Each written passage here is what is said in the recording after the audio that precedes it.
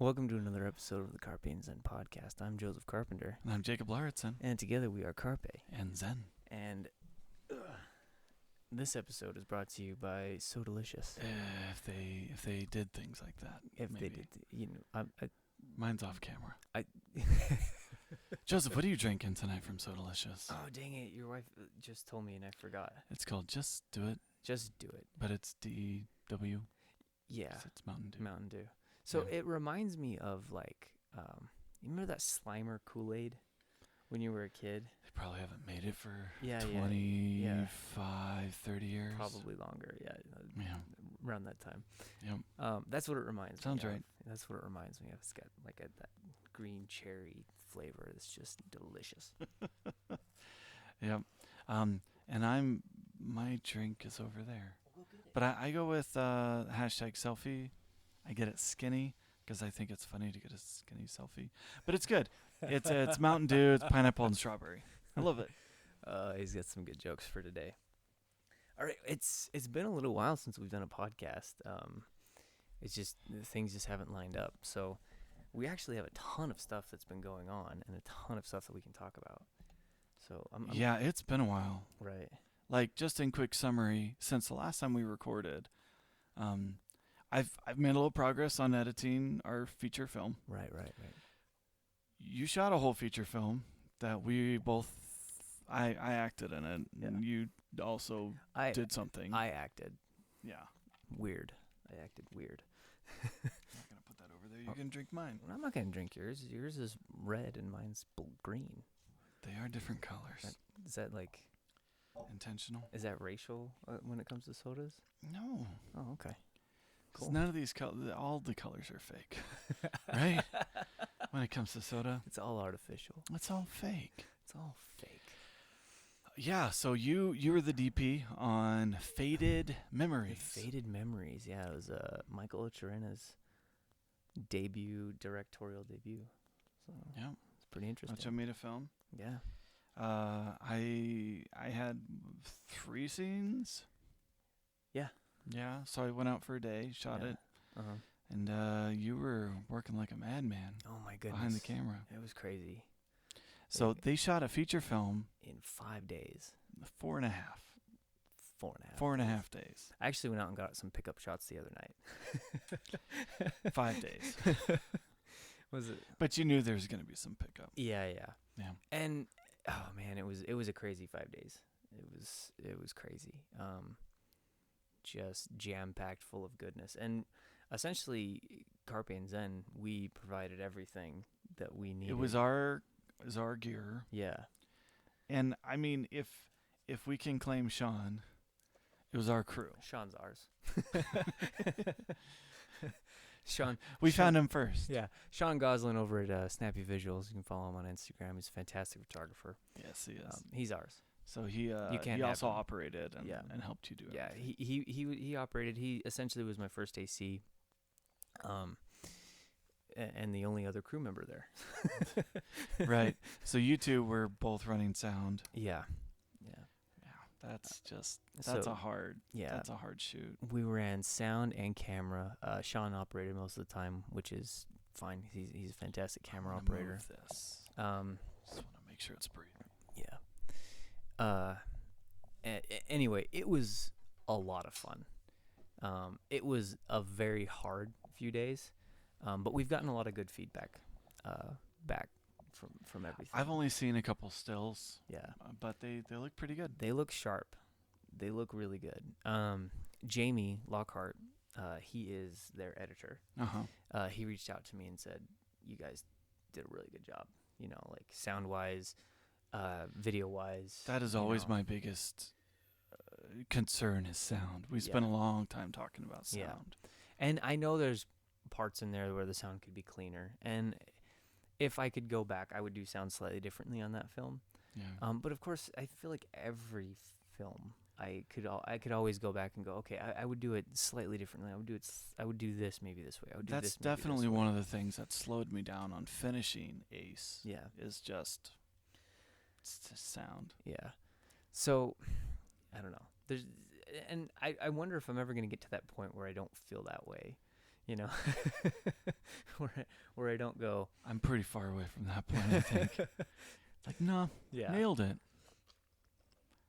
Um, I mean, there's simple things where it's like, okay, sound is probably fine. yeah, But shooting a feature is a complicated process. yeah, It's a lot of setups, a lot of people.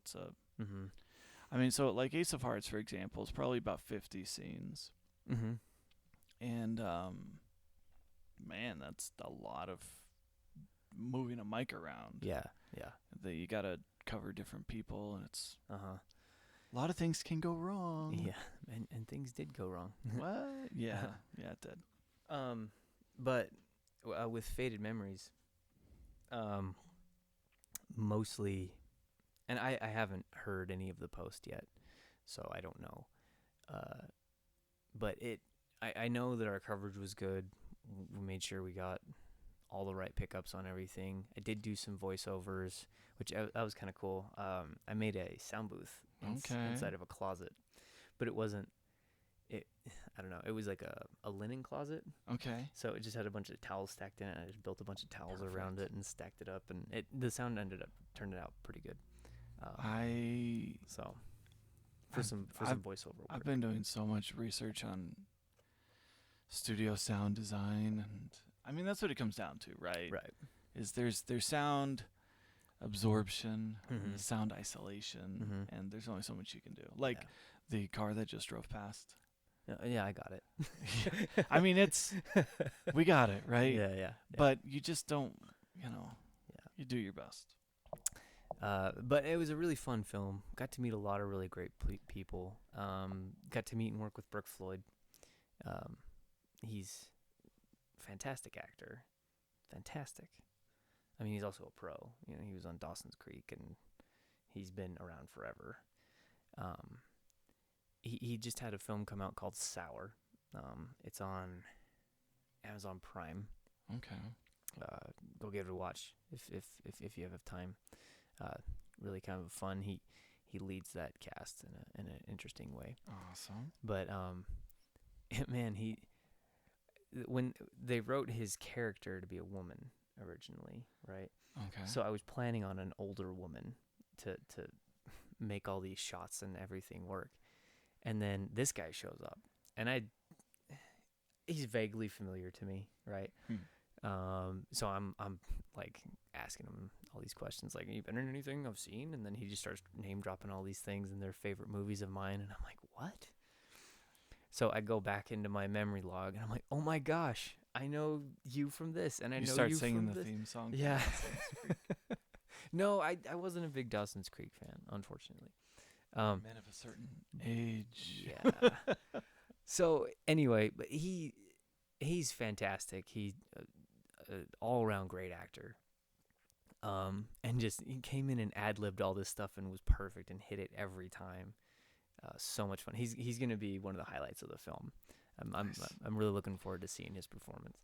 But I took special care to make sure that the shots with him were good, and to make sure that I nailed his sound, because he yells a lot.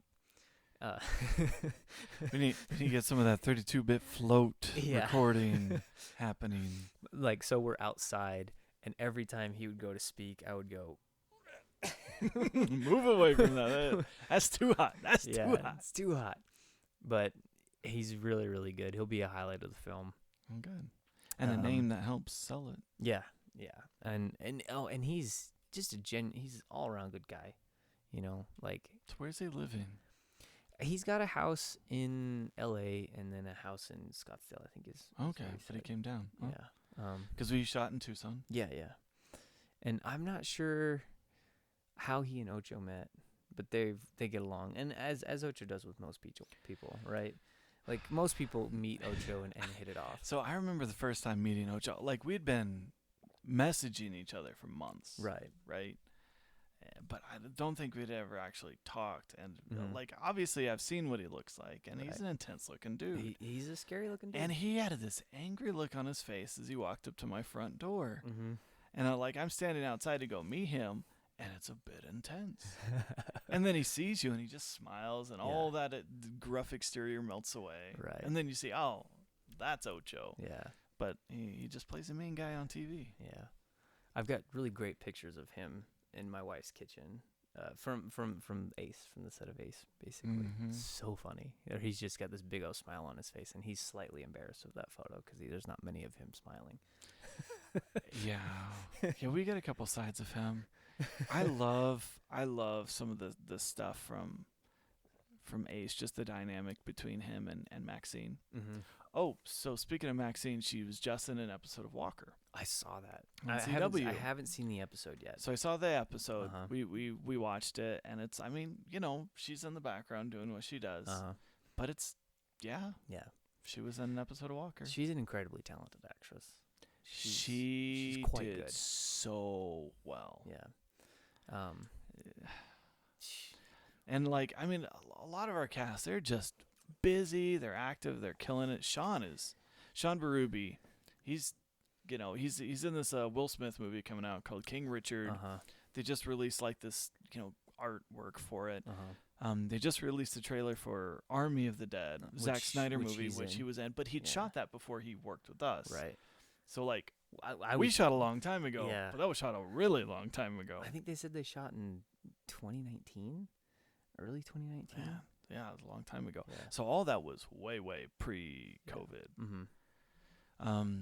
But yeah, because I remember talking to him about it. Like he could sort of tell us about it. Yeah.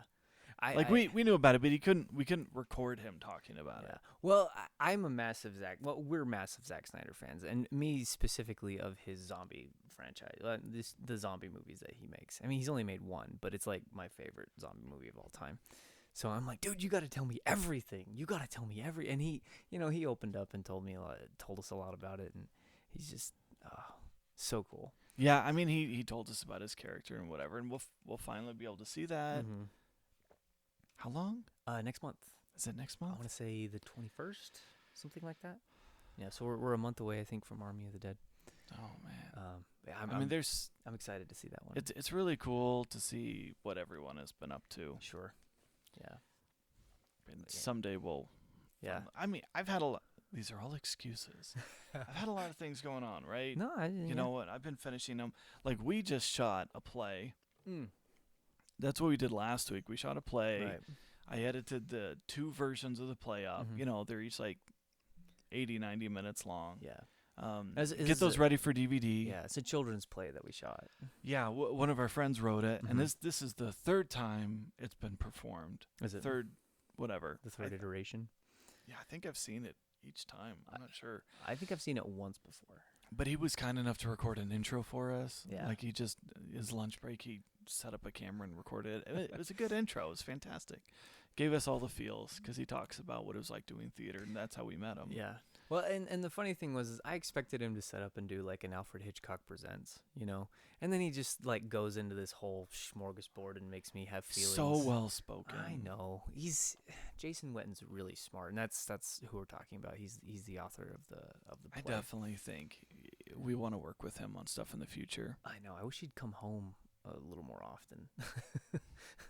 But And so he lives up in Flagstaff. yeah.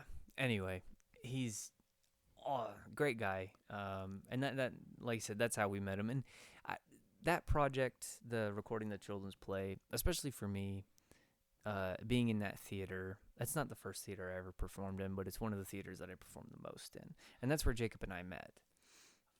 How many shows did we do there? I did at least a dozen. At least a dozen. At least. At least a dozen. You know what I mean? Yeah, so many memories in that theater. Yeah.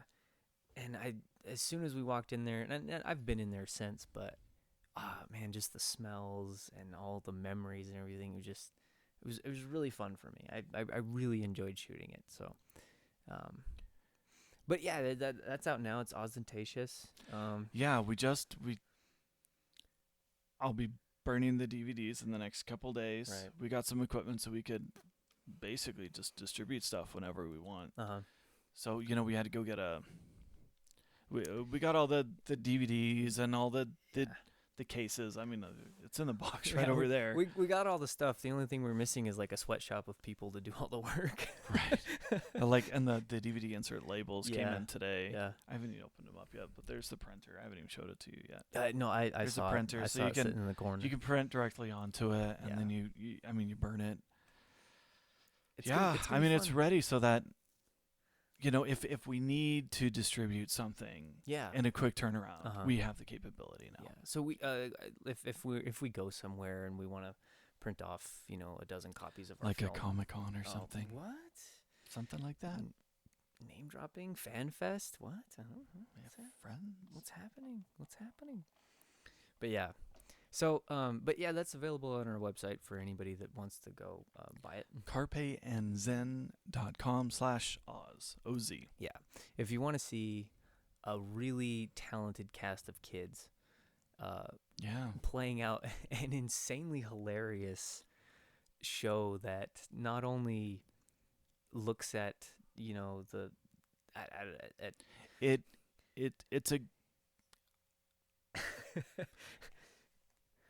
it's got It's, this, is it? I don't know that I want to use a parody. Like it's a parody of the Wizard of Oz. I don't know that that's fair, because it is. it is It takes the story of the Wizard of Oz, but it also it makes fun of itself. Right, right. It's like, oh wait, everyone knew the words and they all sang together at the same time. Yeah. And I mean, it's it's meta. Yeah. It's meta, but it's also meta about the moment. Like it. Yeah.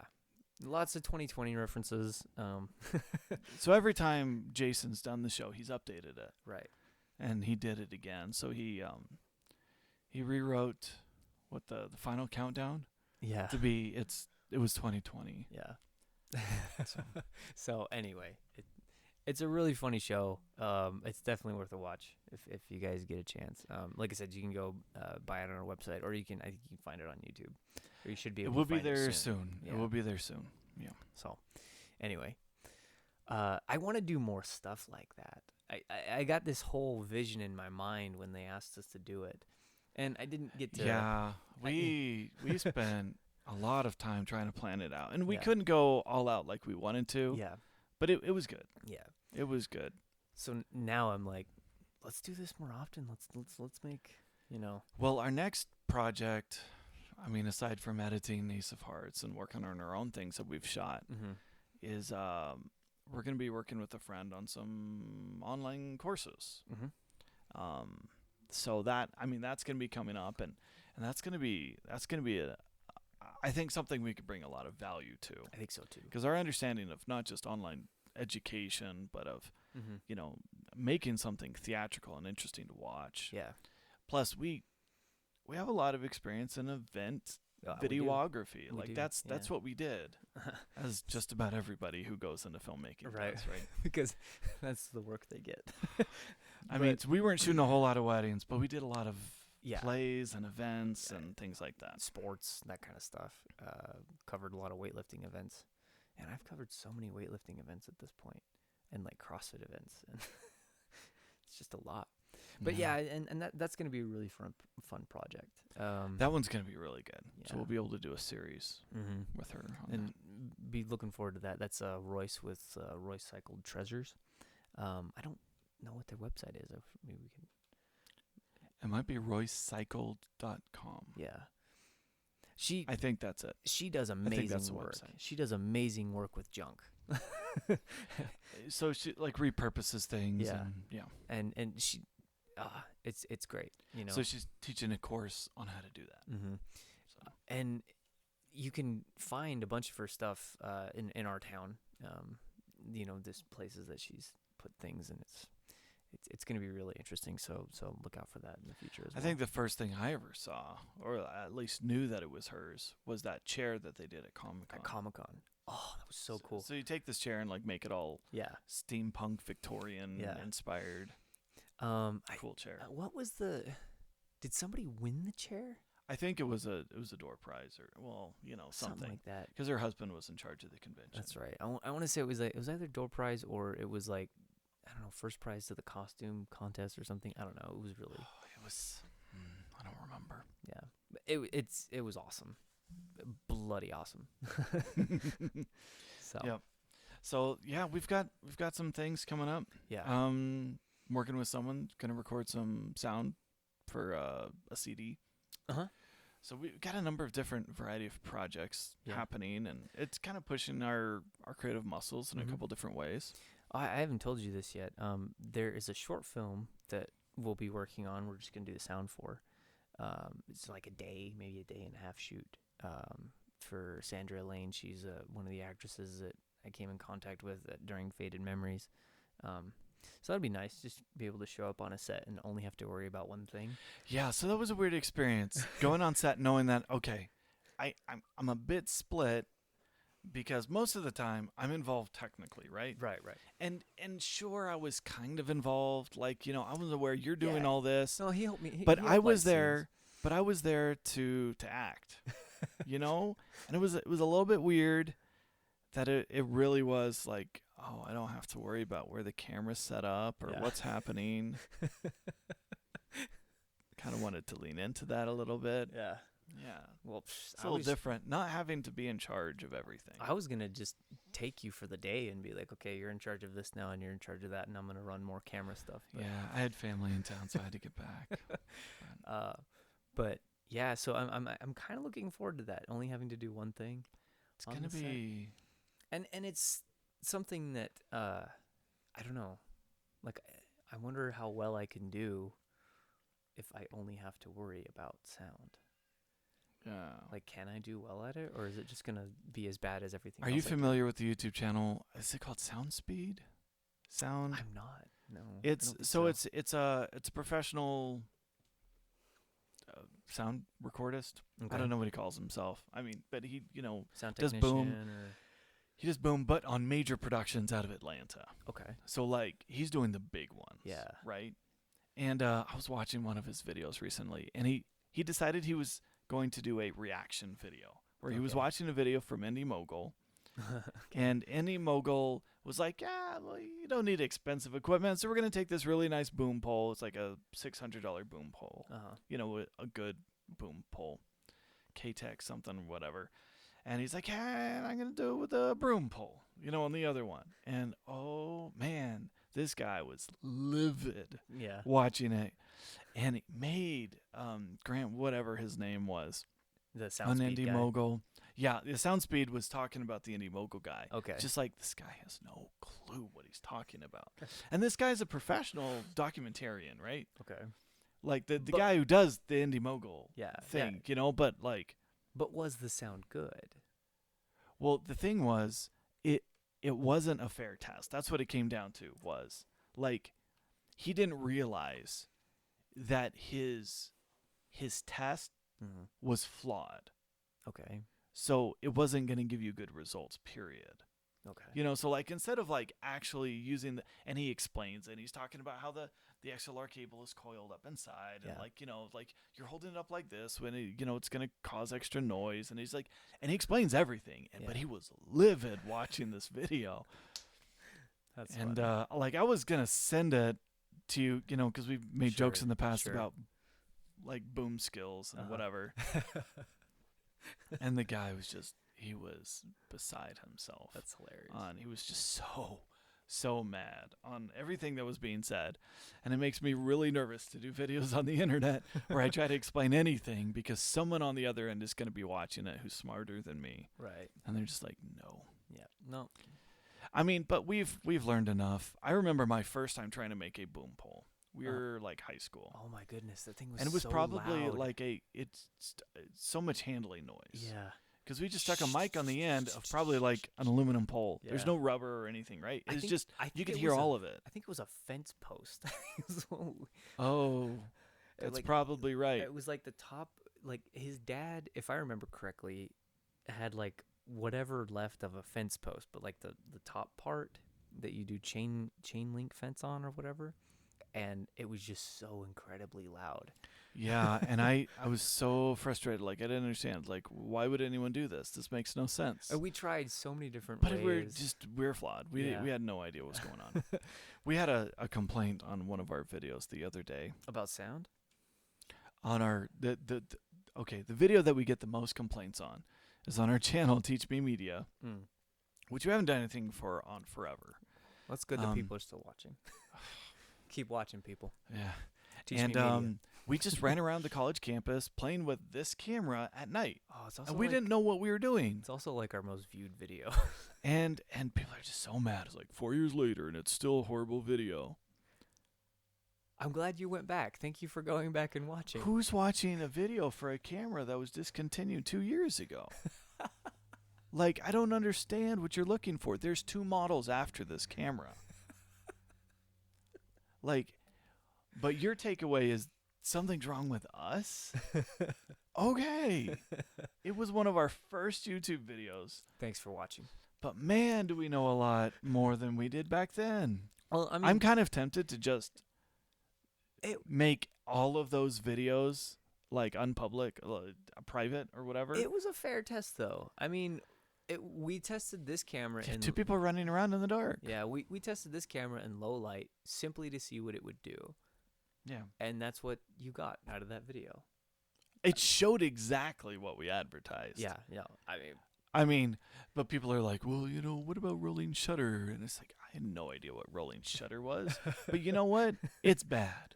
That's what it is. It's bad. yeah, especially in that video because those lights vibrate at like 60 hertz, which is probably where that shutter was at. So, anyway, Yeah. I mean, we hadn't, and we're just like, we're going to take whatever the shots are and we're just going to, yeah, I didn't know how to fix Change that any back settings. then. Yeah, I didn't know how to fix that back then. I mean, since then, we've made 2 features Mhm. together. You've shot 2 additional features on Mm. top of that. I mean, like, we've gotten a little bit of experience Yeah, since we're then. doing a little bit better. At some point, it might be time to start doing some how-to videos again. Some more Teach Me Media.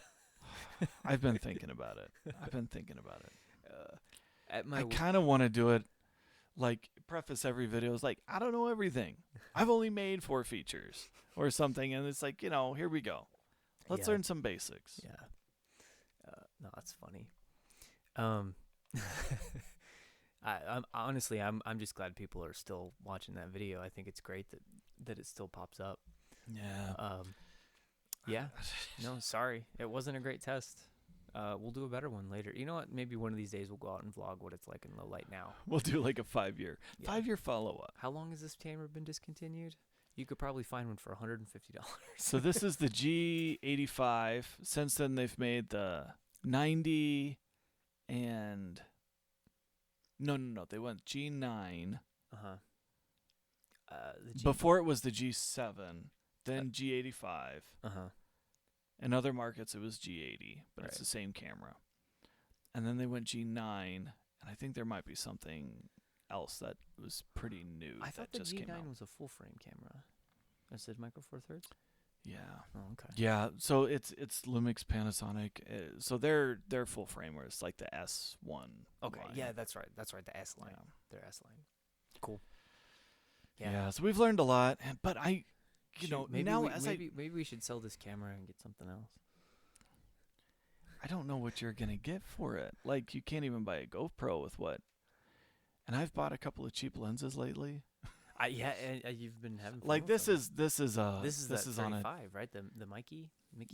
yeah. I don't know how to say that name. Mika. I don't Mika. know. Yeah, something like that. So this is the 35, 1.7 something or other. Mm-hmm. It's like a $70 lens, but Yeah. we can finally get some depth of field, Yeah. when we shoot from across the I mean, room. it's still with good.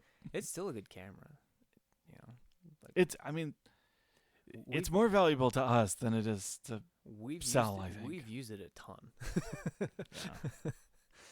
If we ever do get a 4/3 Micro 4/3 something else, like a 4K Like a Blackmagic 4K. 4K, Mm-hmm. if we get something like that, I mean, we'll have 3 lenses for it. Yeah, it's true. But I don't think that's what we're gonna get. Probably not. Probably not. Mm. Okay, Joseph. Do we want to move on to gear, or do we want to move on to what we've been? Because we've missed so much TV. There's been a lot of TV we We- missed. we Like, we haven't- mentioned Zack Snyder. We haven't Yeah. even talked about the I know. Justice League, the Zack Snyder Can cut. we talk about that? Okay. Have you seen it? Yes. Okay. I Go. didn't rewatch it in black and white right afterwards. I just didn't either. I just saw it, Yeah. and I watched like all 7 hours because I had to watch the Ultimate.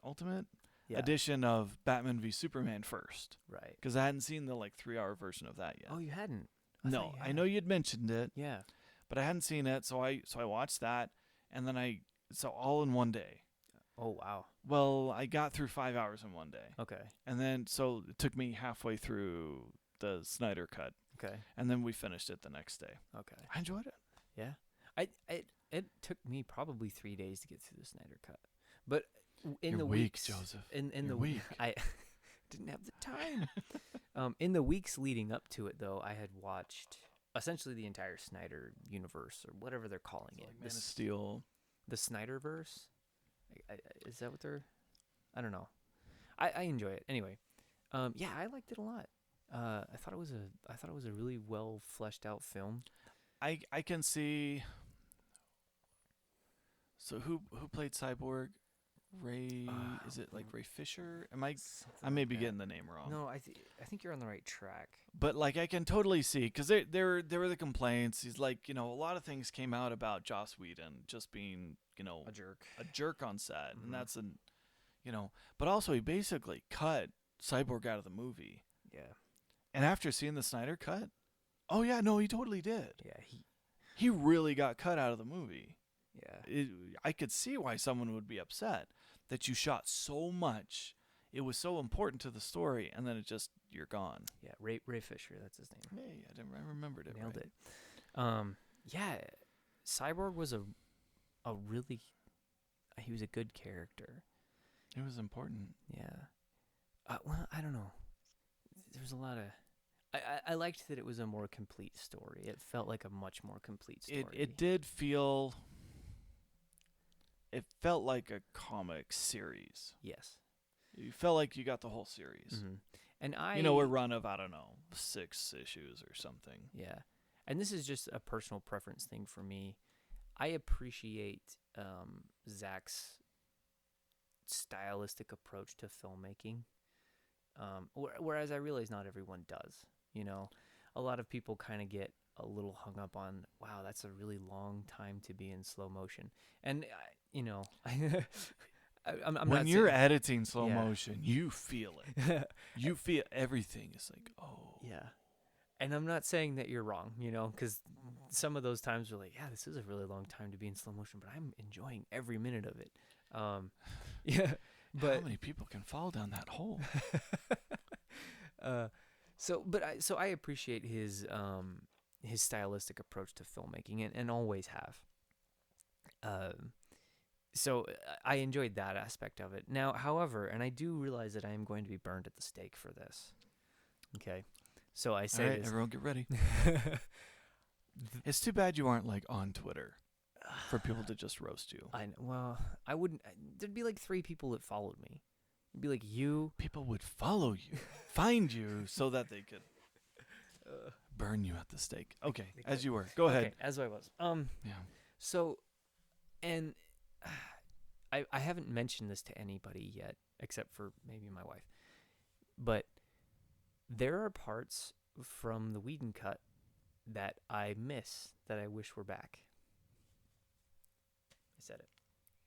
Like what? I said it. Now, What, like some of the jokes or something? some of the jokes, not all of the jokes, but one. What's the word I'm trying to use here? Relationship that I thought was extremely well developed and changed the entire character was the relationship between Batman and Flash in the Whedon cut, right? Flash has this whole, he's unsure of himself, and Batman helps him get over that hump, right? He tells him, save one. He has that whole thing, save one person. He's like, I've never done battle. I just push people and run away, right? Then he's like, no, save one. And then he kind of launches into this. Now, I think I really missed that part being gone, right? They're not as quippy with each other in the Snyder I hadn't rewatched it, Yeah. so I could tell what was new, but I didn't remember what wasn't. Well, and so hear me out. Go back and watch the Whedon cut, and then I want you to put the character development between Batman and Flash together with the Whedon with the Snyder cut towards the end, where Flash is, I mean, this is spoiler alert territory, where Flash is able to get close to the speed of light and reverse time. That was a really good way for that character arc. Like, I wanted that character arc. You think the best version would have been a little bit of both? I think the best version would have been a little bit of both. Mm-hmm. Yeah. So it was, because I'm looking at it going, it makes sense to me in this context, but in this, had I seen the Snyder cut on its own, I probably wouldn't have cared as much about Flash and his and his insecurities and such, without that, burgeoning relationship between him and Batman. Yeah, I definitely don't feel a great interest in the Flash character at this point, period.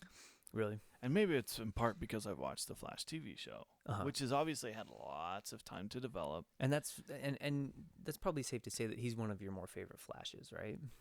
The Grant Gustin. Yeah. Yeah, he's been great. Yeah, he's fantastic. Oh, that whole series is just great. Yeah, I enjoy a lot of those things. Mm-hmm. Yeah. But yeah, I feel like if I had watched the Snyder cut alone, I would have felt like Flash was probably the most underdeveloped character. But because I have the two to connect in my mind, I don't know. So, Joss Whedon, I'm pulling for you. You did pretty good. You just need to stop being a horrible person to Yeah. people on set. I don't know how you treat people on set, but We only know what tons of people have said that you do. but That's all that we know. but what I'm saying is, I appreciate you. I think you did a good job. And Snyder, obviously, I mean, you're my boy. One of the things that I just keep in the back of my mind, it's just the idea. I haven't even watched this. Okay. Was that Joss Whedon got a couple friends together, and over the weekend they shot a movie version of Much Ado About Nothing, like over a weekend. Really? Yeah. And it just, it was like a straight to, video release or something. I don't even know who's in it. What's it I called? just know that he, Much Ado About Nothing. Much Ado About Nothing? Yeah. But I think he shot it black and white. Okay. It's it's established script. Been around a few hundred years. And there's like 90 different versions of it in English alone. I love that that's play. a I love great that show. one. Yeah. That's a good one. That's like my top 3, probably, Shakespeare. Sorry. I'm just remembering Keanu Reeves. Okay. Whoa. I'm done, John. Whoa. my bro. We're referring to the 1990s 92? version? Yeah. 1992? Yeah. Yeah, that's like Kate Beckinsale Where and Canoe. Denzel Washington, Canoe. Canoe Reeves was in it. And, oh, man. Yeah, that was a brilliant cast. Yeah. Anyway, I love that concept of man, you could shoot a really high quality movie really, really fast. Yeah. And then we meet, Ojo and Mhm. Gary, and that's what they try and do. They try and shoot really fast. Yeah. So we've decided 5 days is really fast for a feature. 5 days is really fast for a But we feature. think maybe 10. Yeah. Maybe we could do it in 10. Honestly, I think if a really solid plan is in place and we have a big, not a big, but a more seasoned crew, I really think that we could get movies done in 8 to 10 days. Yeah. I mean, shooting wise, right? But we really need to focus on the production and the planning and just that kind of thing. If there's anything that I learned, Mm-hmm. and I learned a lot making Ace, but if there's anything, there's so much value to how you light the background. Yeah. To just create the depth and the interest in the shot. Mm-hmm. I mean, because there's a million tutorials in the world on how to, light a person. Yeah. Right. But so much care that goes into lighting the background and, Mhm. and incorporating really good practicals and getting everything on a dimmer or something like Right, that so you right. can really control and you're not blowing things out. Mm-hmm. That adds so much depth to a shot. Yeah. That would be great to have Yeah. enough time to do that well. And So today- and sorry, go ahead. That really is what it is. It's just time. Right. It's just taking the time. I mean, because it's not a concept that we don't understand, right? I mean, we probably don't understand it as well as we could, Oh, yeah, that's for sure. but it just takes enough time to start to actually do it. To craft and to design it. Yeah. Okay, so I was running some numbers, and I'm an English teacher, I like numbers. so I was running some numbers Okay. today because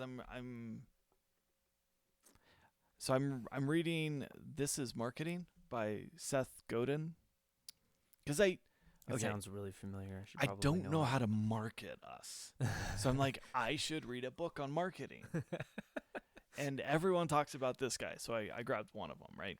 This is one of his books. YouTube is terrible for marketing advice because you only hear it from people who are famous. And they're like, well, just go out and do the things that you love. Thank you, The Rock. Yeah. I've got $7 in my pocket. Well, like, No, and- sorry. yeah, no, I'm not throwing shade on like Mr. The Rock. I'm trying to think who said this. I'm blanking on his name. Really famous YouTuber, cinematographer, Peter McKinnon, right? Peter McKinnon's just like, oh yeah, just go out and do what you love. I started an Instagram account and didn't tell anybody it was me, and I gained this many followers in this many days. And I was like, what? How? It's like when Stephen King decided he was just going to publish books under someone else's name. Yeah. And still sold, was incredibly successful. ton of them. Jerk. Yeah. I love you, Mr. King. Anyway, so I tried to run some math. Marketing. Right? Okay. Oh, so marketing, right? Marketing. Anyway, like I'm really early in the book, like maybe chapter 2, but the whole shtick is, okay, marketing is not trying to sell someone something that they don't want, Mm-hmm. right? It's you have to figure out what they want and then figure out how to give it to them Mm-hmm. and how to communicate that. Yeah. Marketing doesn't start with trying to sell something that people don't want. You have to have the thing that people want first. Right. You have to find who wants it, and then you have to figure out how to communicate Then you have to to them. communicate to them. Yeah. It's like, okay, this makes so much sense to me, right? What if we plan our movie this way? Okay. So So it's like, okay, should we call Netflix and ask them for their metrics? they know everything about everyone. That's I how remember it was probably a year ago, that's how House of Cards was made. House of Cards was and that was early in their yeah. empire. House of Cards was based entirely on the metrics of more of the films that included politics were finished. More of the films that included Kevin Spacey were finished. Robin Wright? I like. Okay, I'm sorry, but I'm Yeah. open, Anyway, so what if we really did just try to figure out, okay, who is our audience? Right. And how do we make a film for them? Because that's a very different approach than what a lot of filmmakers do. Completely different than what I did for Ace. I wanted to do Ace. Our I audience, didn't care what anyone wanted. Yeah, our audience is our moms. Hopefully just a little bit more. Anyway, so I did some really bad math. Okay. Do not trust anything I'm about to say. I'm gonna write all this down. All right. So I tried to come up with some numbers. I figured out, okay, what kind of crew do we need? Director, DP, someone to camera operate, someone to run sound, and then we've talked about some sort of script supervisor Yeah. or on-set producer role. Someone to keep the story on track and in place. Yeah, and keep things organized and Yeah. whatever. And we wear a lot of hats. We've done all these things, but like it'd be great to have someone else, and then maybe even a producer on top of that, right? What do we figure out for like day rates? We cannot pay the industry standard. We don't have that sort of money. But it's like, okay, what's a good rate for a day? I don't know. Maybe 200, 150 a day for some of these roles, right? Yep. So I start figuring that out. Okay, 10-day shoot, figuring out that. Yeah. Then I look at cast. Okay, let's say we have a cast of about 10, 4 are leads and 6 are supporting. Mm-hmm. And so, okay, let's say the leads are there every single day, and then the supporting cast is there half the time. Mm-hmm. It comes out to about $18,000 A day total for a film. 10-day shoot. Yeah. For a 10-day shoot, to have our crew of like 5, 6, and then our cast of like 10, but it fluctuates. And that's actually pretty good. That seems to be the going rate for micro budget films. for these, like, I don't even want to call them B movies. They're more like C movies. I think micro budget's a good term. Yeah. Because we're referring to it not by its quality or star power. We're referring to it by what it costs. Yeah, what it costs. Yeah. And it's micro budget. I don't know what they call under 10,000. Uh-huh. Still probably micro budget, no budget, Yeah. whatever. But yeah, that 10,000, the 50,000 up to like, maybe $500,000 micro budget. I actually ran the numbers recently because I was doing our taxes on Ace. Okay. It cost us about $8,000. Okay. That's good to know the numbers. Yeah. Our estimate last time I pushed was maybe 5. Yeah. But it's good to have a more honest Yeah. number. Yeah. 8 probably sounds right. Yeah. It was. And I'm probably missing a few things here and there, but we were just over $8,000. I'm assuming. Okay. And a lot of that was gear. Yeah. Well, and that's even just what it costs for like fuel and people and food and all these little things that kind of just started to add up. But yeah. Okay. Now that's just paying people. That's not Right. That's not all the other things which would be necessary. Mm-hmm. Okay. So I'm like, okay, let's round it up and call it 25. Mm-hmm. Call it 25, and then maybe that helps to cover some of the other things, right? Maybe some transportation and new gear. No, that's not even gear. That's not even gear. It's like, okay, and let's say we spend maybe 10,000 in post. Say 10,000 in post, and maybe 15,000 for marketing distribution. 10,000 in post seems like a lot. Yeah. You know how many hours I spent editing this thing? I do. I really think I understand the editor just might need to be the highest paid person in the whole production. I've felt that way before. I have felt that way before in my But career. that would be a $50,000 budget. Yeah. I want to start using Jamie to edit our stuff. Yeah. Not only is he fast, but he's quite good. Fast and good. Yeah. It's not a... And he's worked on some big stuff now. Okay. So, the new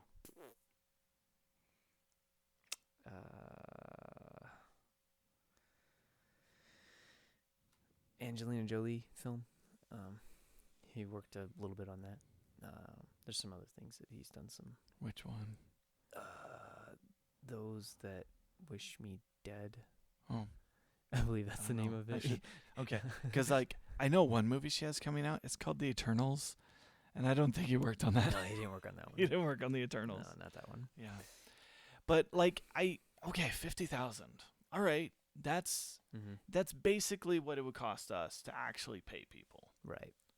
Which I would love to be able to do. That'd be great. And to have, actually have some money for advertising. Okay. So, if we spend $50,000, okay, how are we going to make that back? This is my bad math, right? Okay. If we're selling movies for 15 and assuming that we're only making 10, if that back, because it's more self-distributed. Okay. Well, you need, 5,000 people to recoup, to watch it, right? To pay at that full price. But then you haven't made any money yet. So the reality is we probably need maybe 7,500 people to watch it. Okay. And then to call it really comfortable, let's just 10,000 is a good comfortable number. So that's a lot of people. So then we get back to the marketing idea. Okay. How do we market a movie? We need to find the 10,000 people who are willing to pay to watch this thing. Okay. We need to make it for them and figure out how to market it to them. Okay. Is that making sense? Yeah. So how do we do that? Dude, if I knew how to do that, we wouldn't be in the situation we're in. Yeah, but we didn't. I hadn't read 2.5 chapters of a marketing book last time. You're right. Maybe we should reconvene next week when you've read 4 chapters. I'm a busy guy. I don't know about that. Anyway, I've got too much editing to do. I'm going to stop on chapter 3.5. But I think But I think it's an interesting idea. Yeah. Now, obviously, our friends do a lot of faith-based stuff. Right. And if there's anything we know, there's a very strong faith-based market, Yeah. and they're willing to spend money. Right. Do we have something that fits that market that seems authentic to us? That might be one approach. Does that make sense? Yeah. Now, I think any of the projects that we've talked about, they're not inherently faith-based, but they're also not like rated R either. Right. You know? Like they're just pretty clean, fun movies. Mm-hmm. But the end isn't, and then I, Yeah. had this faith promoting experience. Like we haven't written that into Mm-hmm. any of the projects we've talked about. But we have the crew that can, that's on board, that knows how to market that can just market the heck out of it. Because Yeah. that's what they do. They make Uh-huh. faith-based films Yeah. when they aren't doing horror. Horror comedy. Yeah. So I don't know. Like, it seems backwards, but it also is the smart play. For our next production, who's our audience? How do we build that audience? And then how do we make the movie for them? Is this making sense? Do you want to make a faith-based movie? I've been thinking about it for a while. I just don't know what the right story is. Because we can make that story up all day. We both spent 2 years of our lives as missionaries. Yeah. So, I mean, there's tons of stories they can tell, and It's that's not inauthentic. yeah, and it's right? already been done, and it's not being done now. It's definitely not being done now, but The Hale Productions. yeah, in the early 2000s, Mm-hmm. those guys were crushing it. You know what I mean? Yeah. And they have since moved on to make bigger and better films. But I liked. Who's the guy who did Saints and Soldiers? It wasn't the same guy. No. They were just kind of Yeah. like he did something really cool. he casted Kirby though. Yeah. He got Kirby He was just in Kirby a Hayborn. He was in a commercial recently. He's got a show on BYU TV. I hadn't seen him in forever, and I was like, Yeah.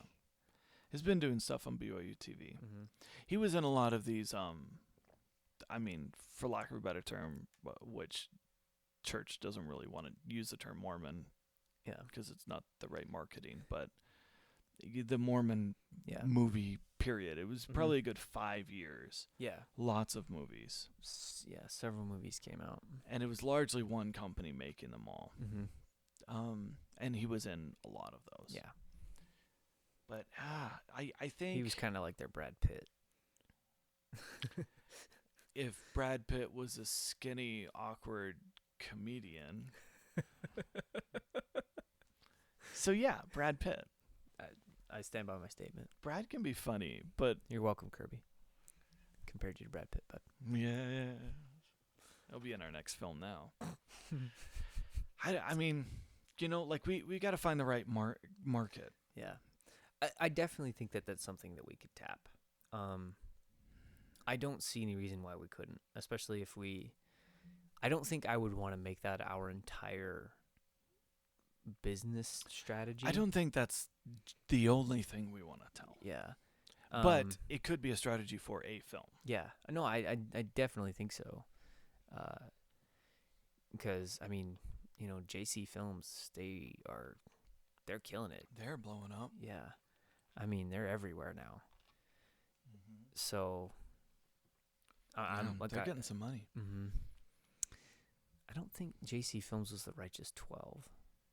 No, That was somebody else. Avondale Pictures. Avondale Pictures. That's Chuck Chuck Williams. Yeah, production company. So, but anyway, yeah. No, I definitely I see where you're going, and I'm picking up. I mean, what you're but putting down. like that's just such a strong established market that's so close for the people that we work with anyway. Is the faith-based market. What we would need to but do, similar to that, like a specific market. yeah, Like what's the market for? We're gonna call it Olympus, Arizona. Maybe a little bit of a quirky ensemble comedy in a small town. Mm-hmm. How do we identify what that market is so that we can start building up Yeah. interest as we get into production? No, and move on? I see what you're saying. Now, that's a it's a pretty well established market, the small town Arizona market. That's what the Hallmark Channel is, right? Yes. That's like literally the that's the plot device for every single one of those. and yes. Now the idea that you're pitching right okay, now. think of it is- like this. This would be because you have to take two contrasting things, right? right. It's like if the Coen brothers made a Hallmark film, right? Like, does that sound right? They Is that the did. right vibe? They did. Hold on. The Big Lebowski. The Big Lebowski. Is that the Hallmark Channel? When the Coen brothers turned it in, they watched it and they're like,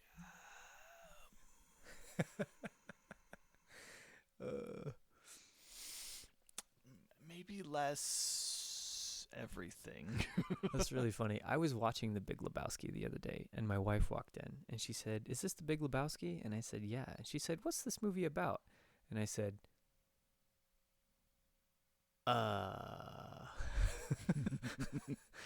And I'm like right in the middle of watching it going, I don't really know what to say. Because there's so much going on. And none of it really makes a whole lot of sense, and none of it really means anything. Yeah. I don't know what the fast elevator pitch for Olympus, Arizona would be. Yeah. I mean, I Greek- know the story inside Greek gods isolated in Arizona. But like a mountain town in Arizona. I really want it to be a mountain town. and out. Yeah. Because if you've ever been to Greece, it looks a lot like here. It just does. It's a high desert, right? They have some strange, unpredictable weather patterns. It actually works really well. I think if we set it in a mountain town in Arizona, and I'm kind of jumping off the topic and stepping on Jacob's toes here, but I think if we set it in a mountain town here in Arizona, we have plenty of exteriors we can work with. We have plenty of places that we can work with, and lots of nice, neat little things that we can make work. There's just, I think that's the way to go with that. The core of the story is it's retelling the story of Eros and Psyche, but it's a it's the comedic take. The foil is the main character. His name is Phil. He's just a guy who's having trouble in his marriage, and basically he's put in the spot to give Eros, the god of love, dating advice. Because why not? I mean that's kind of the and so it's about relationships, and you get this whole quirky world of what happens when people stop believing in the gods. Well, their powers just aren't as strong, Right. so they're all just kind of weaker versions of what they used to be. Right. Which is a pretty common theme in theater and books and everything. And so I mean it's I've done the idea a couple times. We made a short film. I've written it as a feature probably 15 years ago. And I just have to update it because there's definitely some insensitive things Yeah. Yeah. for today's political climate. Once I adjust that, I think it'll be it pretty works. great. Yeah. It's not like it's racist or anything. It's just No. the comedy needs to be updated. Yeah. And as all comedy should be, right? Yeah, That's kind of what makes comedy be- comedy. to the right mood and tone Yeah. for 2021. Rodney Dangerfield isn't as funny now as he was 30, 40 years ago. So yeah, I mean maybe it's the movie that we could go into production really soon if we wanted to. Yeah. Yeah. Because it's already written. We really could. We And just got to rewrite some things. the difficulty with that is going to be cast, I think. It's a big cast. Largely, you've got a core group that are Yeah. most of it. Uh-huh. Everyone else is pretty tangential. I still think we should shoot it as a pilot. I did have a friend up in Utah, Brian Randall. Mm-hmm. He pitched it. He pitched it for BYU TV, and it didn't sell. They didn't sell. Because we talked about trying to figure out how to make it a series. Yeah. Yeah. I still think it would be a great series. I think it could be a really fun series. Like we plotted how to do it. Yeah. Several times. But I want to do the I want to do the feature version. to the feature. I think that's what we can control, and that's what we can do, and Yeah. it could be really fun. Yeah. And obviously, it's a really big difference from Ace of Hearts, which has maybe a joke in it. Yeah. But does this hit on the same? Are we trying It's to? not the same audience. Are we starting to take this down the religious pathway, or? I think the only authentic way for what this could do in terms of religion is like what happens when you stick a Christian in the middle of Greek gods. Yeah. Oh, how do you handle that? Like that's the only authentic thing about it, and it wouldn't be an important part of the story. Mm-hmm. It would just be something that comes up. Yeah, and that's kind of a fun thing for me. There was a lot of Mormon jokes in it. Yeah. Because I originally wrote it to be in Salt Lake because there's a big mountain outside of Salt Lake called Mount Olympus. Mount Olympus. Yeah. So there are Mormon jokes in it. I'd have to adjust it to be for Arizona. Because I think, I don't know. That's a fun playground for me. Just kind of playing off of the origins of religion and such from an outside standpoint. I mean, it has a really it has an answer. Yeah. For it. Mm-hmm. I think it's in there, but yeah. It's just a fun thing for me to play with. I realize like a lot of people are very sensitive to that. So like it's not even like you don't even hear much about it in comedy anymore. Cuz people are too Philip Reeve. I don't know that. I can't remember his name. Comedian? No. He directed The Hangover. Oh, okay. Hold on. I don't know what that clicking noise is. Something's clicking. Oh, okay. Are you hold hearing on. the fan from the laptop? No, it might have been. Hold on. Let me pull this up. Come on. Todd Phillips. Todd Phillips. Okay. Yeah. Todd Phillips is a film director, right? And he directed the Hangover franchise. He moved away from comedy entirely. He's since made Joker. Right. Yeah. He moved away from comedy entirely because of the political climate. He's like, you can't make jokes anymore. Like you just get shredded for it. It's really you can't make fun of a group. Yeah. You can't make fun of a group. You can be self-deprecating. Yeah. But your own group is getting offended at the same time. Is always going to be funny. You can have funny situations. Yeah. Which, I mean, the movie plays off of the ideas of like, why are there 3 different versions of every single story? Yeah. So like, for example, okay, one of the jokes is Eros, he decides he needs to find out who his dad is, right? Well, Greek mythology does not have an answer for where Eros came from. So when he goes and he talks to Aphrodite and he's like, who's my dad? She doesn't know. Mm-hmm. Which can be taken a whole bunch of different ways. Yeah. And so she's trying to brush it off. And there's all these jokes about, you stop watching the Discovery Channel and, like you're getting these ideas like you have to know where you came from or something. I don't know. But eventually she has to break down and say like, I don't know. Yeah. I just had you. So, but I like that idea that you can play in this cesspool of so many different religions. And I realize that it's a very sensitive topic. But that's why I think it's and it's not necessarily making fun of one group or the other. It's just like you can say something to, like one Christian can say something to another Christian and they're going to be offended about the way you said it or how you said it or whatever. We're Christians. It's just gonna, like I have people upset at me when I say, oh no, I'm a Christian. They're like, no, you're not, you're Mormon. And I'm like, okay, don't make me explain this to you right now because it's just going to upset you. But so just things like that. I'm getting off topic, but yeah, it's a fun place to be, to tell a story. I think. I don't know that it's a faith-based film. Yeah. But it certainly it's family friendly. Mm-hmm. It's not like inappropriate in any way. No, except for I mean, the there's jokes drugging and raping. No, that wasn't the raping. No, scene. there's no drugging. There's no drugging. There's kidnapping, Yeah, and this is something that needs to be tweaked. but it like was, but it you was via can't drugs, just right. no. There's no drugs. Oh, I thought it was a drug. He just kidnaps a woman, Oh, okay. and then they get married. Hey, that's Greek mythos. But she said yes, which the same joke 15 years ago plays fine. Today, yeah, it's not okay. No, not okay. And I get it.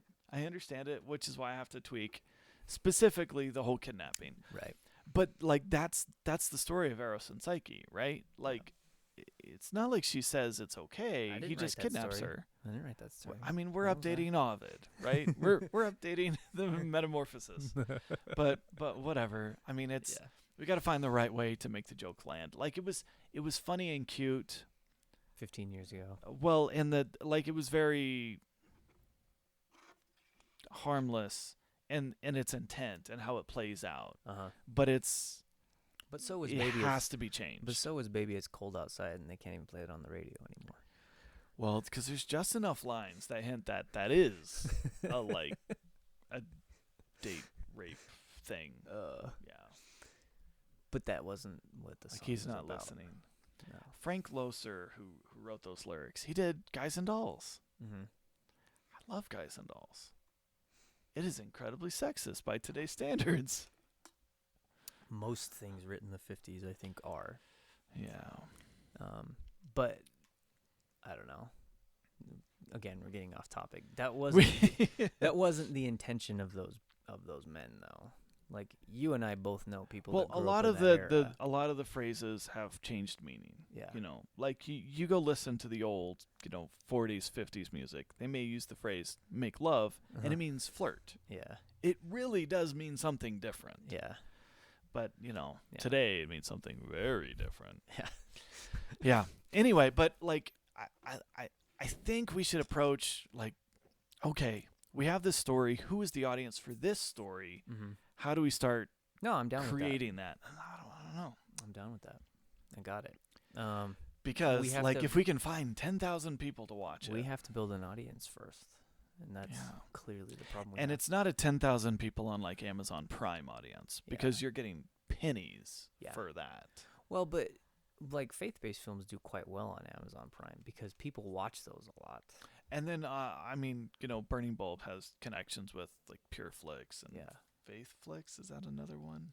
I don't know. Like they- Pureflix is the only one I come off the top of my I mean, head. they have connections to get things on there Mhm. if it's the right kind of story. And right now, we haven't talked about the right kind of faith-based story. Right. We haven't written one of those. We would have to write one.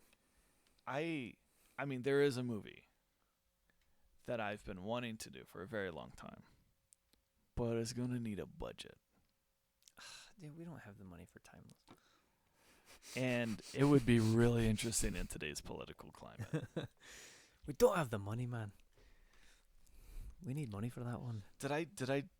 I've pitched you Last Kingdom, right? Yes. Yeah. Yeah. That'd be a different kind of faith-based film. Yeah. That's one I can get down on. It's a war movie. Mm-hmm. It's a war movie. Yeah. Yeah. Anyway, no more details on that one for now. Oh yeah. No, we're gonna give it away. All 6 people that listen to our podcast.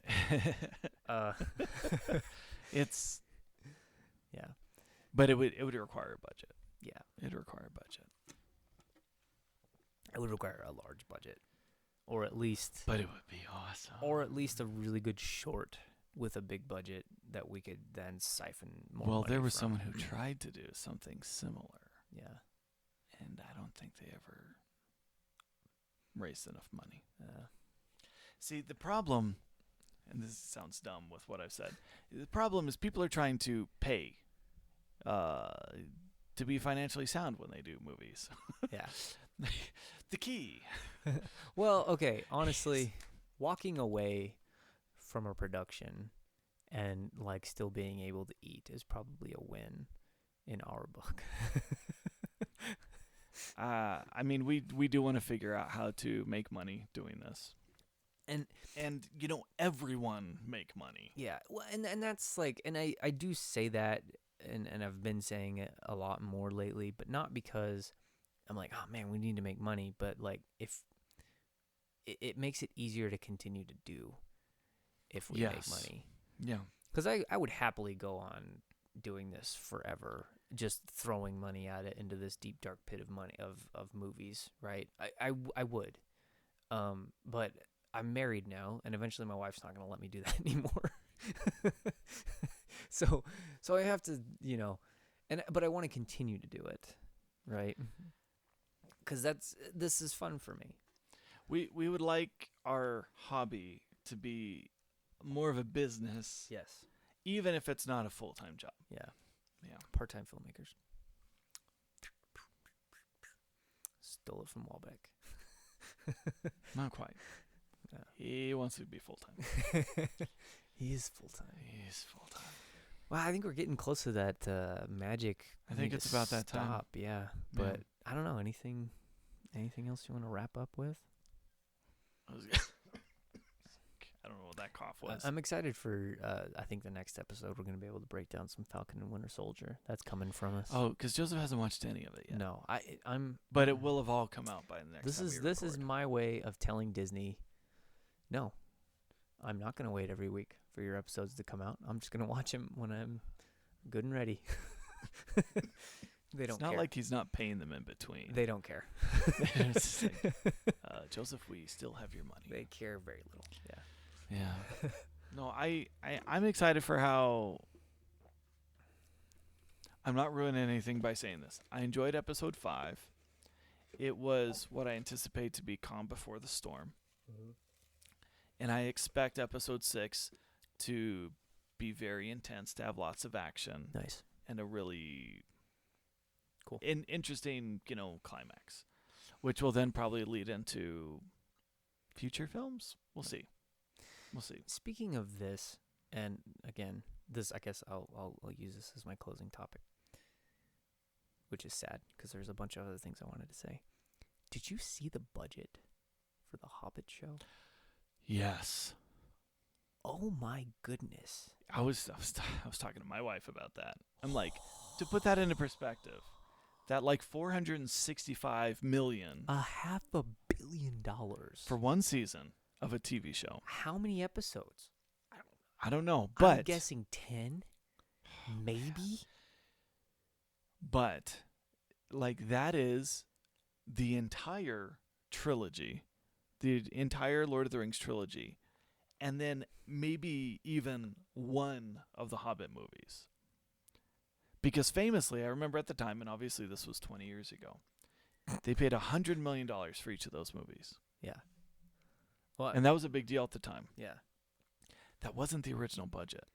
It was going to be much smaller, and then they realized, wait, this is going to be big. So Warner Brothers threw money at it. Yeah. So they had to scale it really fast after production had already started. They hired Weta, and Weta's expensive because they do really good work. What is awesome? Yeah. I mean, and because of that film franchise, Weta just blew up. And they're still. Yeah. I'm not saying they're the only ones, but they still do some of the best practical effects. I anywhere. imagine Weta's probably involved with I think Thor: Love and Thunder right I think now. they are. Yeah. Because they're shooting it Yeah. down their neck of the woods. But what a studio. $500 million with a B. Yeah, that is one very big gamble from Amazon. Well, They're okay. like, okay, I see everybody spending money on what they want to do, right? Right. I have Amazon money. Yeah. Because, Amazon is one of those companies that just legit mints money. It just, like, Jeff Bezos spent, like, what, $15 million on a 10,000-year clock just on a whim that he bought that is in a silo. Why? There's, like, 17 people on the planet that care about that thing at all, and I'm one of them, and I still think that's, like, way too much money for it. Okay?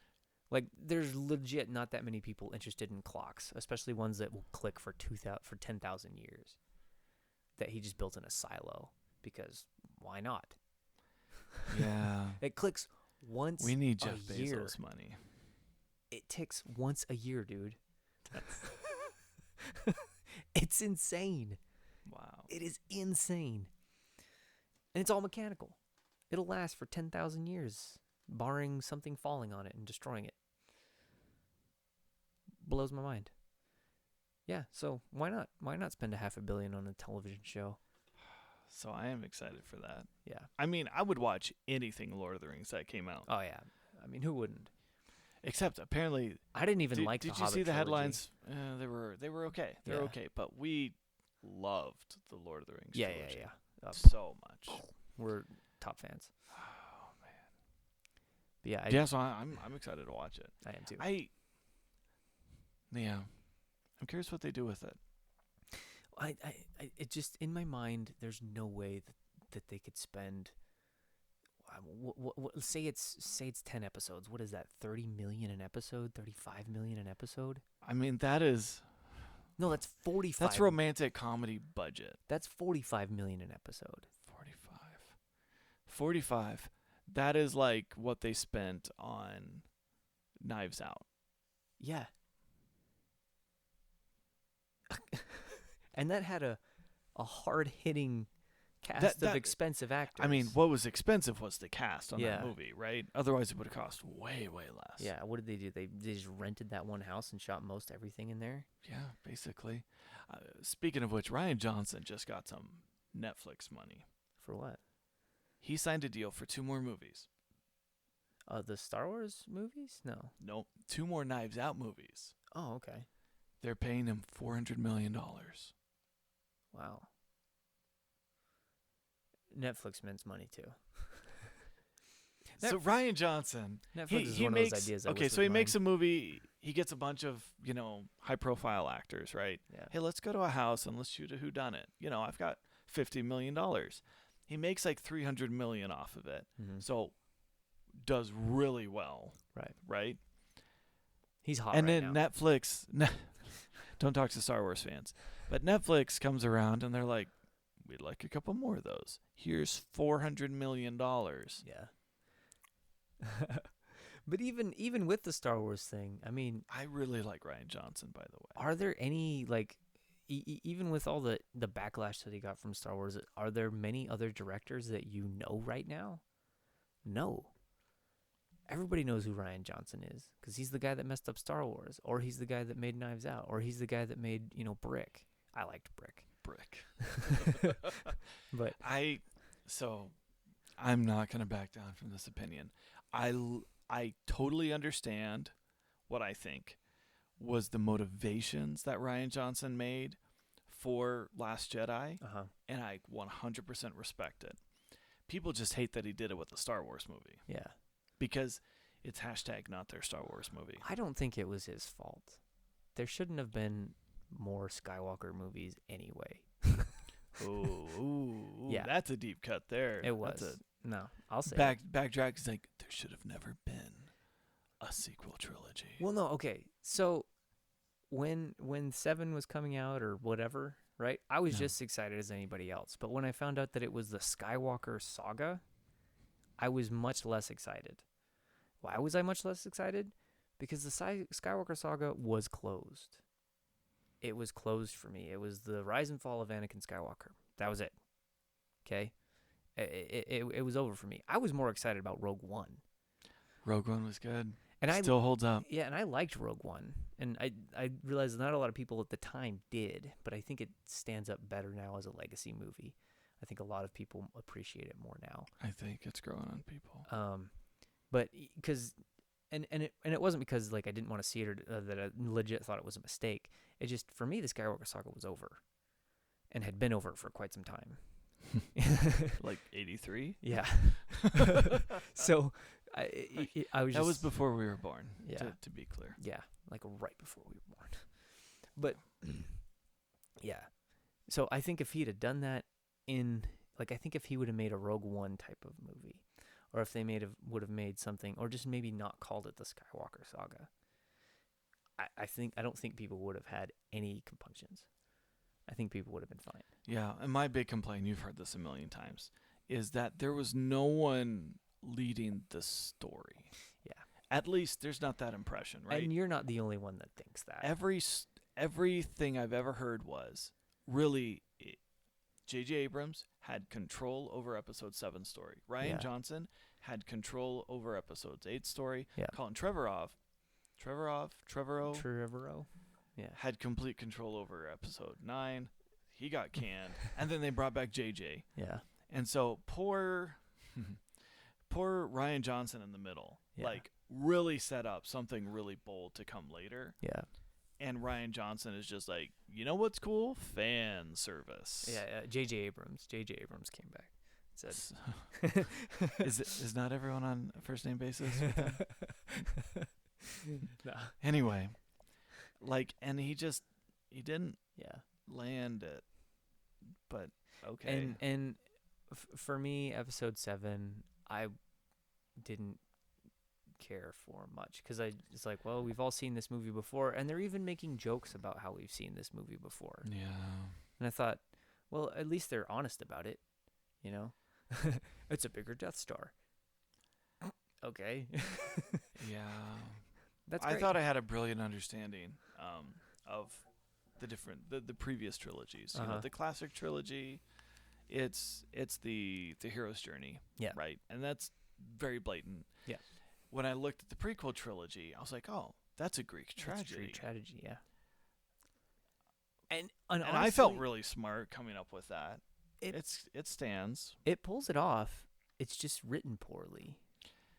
And maybe not written poorly, but a lot of the dialogue just doesn't work. It didn't work then.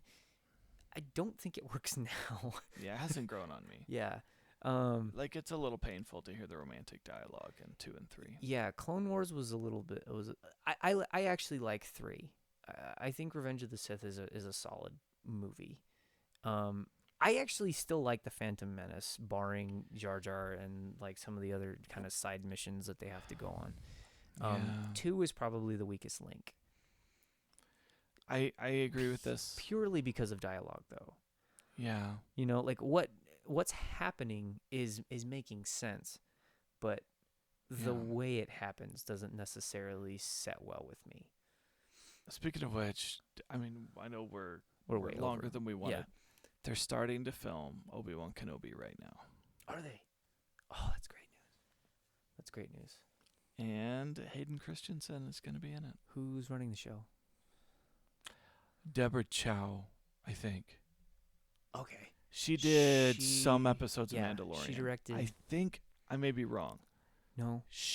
I think it's her. Yeah. Well, I don't know who's running it, but yeah. And Favreau is kind of the Godfather. I imagine right? he might be some sort of executive producer. Yeah. Favreau is kind of the Godfather. Him and He's- Dave Filoni. Yeah. Oh yeah, and Dave. Mr. Filoni. He's just like the world's greatest fan that was given too much power. We've talked about this a lot in the past. and wielded it perfectly. Our biggest criticism of, like, you know, the prequel trilogy and whatever is we realized, wait, George Lucas never had the luxury of being a Star Wars fan Yeah. because he was in it. Like, he made a thing Yeah. and people liked it. Cool. He made another thing and people didn't like it as much, and he's like, he didn't get it I don't think he because cared he either. didn't Yeah. experience it the way they did. Yeah. I mean, he made things that he thought would be cool for his kid to see. That's how he wrote Star Wars. Which I respect that. That's awesome. I wish Yeah. George Lucas was my dad. No, maybe. But anyway, whatever. And on that note, I guess we'll finish the podcast. Okay, fine, drop it. We'll That just was drop it. strange. Man, we didn't even get to gear. Oh man. Oh, That's okay. man, so much has happened. That's okay. We don't need to get the gear. That's fine. I'm just gonna hate. We'll just myself. have to record again next week, and maybe we'll be able to open up the Bunga beer. Bunga Bundaberg. Bundaberg. Yeah, Ginger beer. ginger beer. I got 2 4-packs. Yeah, We can drink. they're a company that during Prohibition started making root beer and ginger beer, and like a root beer. Sorry. And it's just a favorite of mine. It's kind of hard to find. Only find it at Target right now. Yeah. Mm. There's some Asian markets too. Like if you go to an Asian fusion market or whatever, usually Ginger. Yeah, you'll be able to find some stuff there. Cool. Pretty awesome. All right. All right, Thanks, guys. Joseph. Yeah, thanks, Jacob. We'll see you guys next week, hopefully, unless something comes up. Which, Hopefully, I can say a little more about editing the movie. yeah. And if things go according to plan, I'm sure the movie we worked on is probably going to be out by then. So Could be. All right. Thanks, everyone. we'll see you guys. Bye.